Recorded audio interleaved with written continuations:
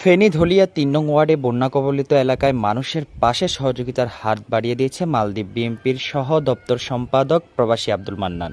আব্দুল মান্নান বন্যার প্রথম দিন থেকে তার এলাকাবাসীর জন্য কাজ করে আসছেন। তারই ধারাবাহিকতায় বন্যা পরবর্তী পরিস্থিতিতেও খাদ্য সামগ্রী নিয়ে মানুষের পাশে দাঁড়িয়েছেন। আসলে আব্দুল মান্নান আমাদের এলাকার অনেক লোককে এর আগেও প্রায় 220 জনের মতন দিয়েছে। আবার অনেক লোককে নগদ টাকা দিয়েছে তাদের প্রয়োজন। তারপরে এখনও বর্তমানে 200 থেকে বা 220 জন লোকের জন্য তালিকা করছে এলাকায়, সবার বাড়ি বাড়িয়ে যায় পৌঁছা দিবে। আসলে আমরা এই এলাকার অনেক লোকে আসলে ছাত্র বাইরে যারা আছে, স্বেচ্ছাসেবক যারা আছে, এরা অনেকে অসুস্থ হয়ে গেছে এই পানির কারণে, মানে পাটা খালাই গেছে। এখন আমাদের এলাকাটা আসলে বেশি ক্ষয়ক্ষতি হয়েছে, ক্ষয়ক্ষতি পুরোটাই হয়েছে, তবে কিছু কিছু এলাকা বেশি ক্ষয়ক্ষতি হয়েছে।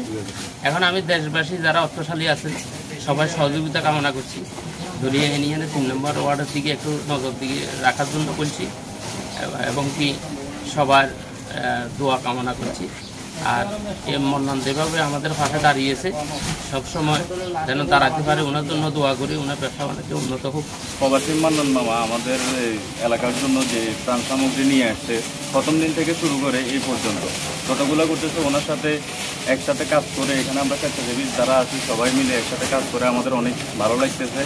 এবং কি এলাকার মানুষের পাশে উনি দাঁড়ানোর জন্য ওনাকে অনেক অনেক ধন্যবাদ। আসসালামু আলাইকুম, আমি একজন প্রবাসী আব্দুল মান্নান, কাকরপুর জাতীয় ইসলামী মাদ্রাসা। এখানে আমি প্রবাসী থেকে তো দেশের কষ্ট সহ্য করতে না পেরে থেকে আমি দেশে এসেছি।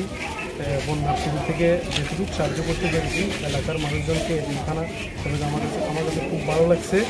যেন আমি ভবিষ্যতে যেন এই ধরনের কাজগুলো করতে পারি। সবাই আমার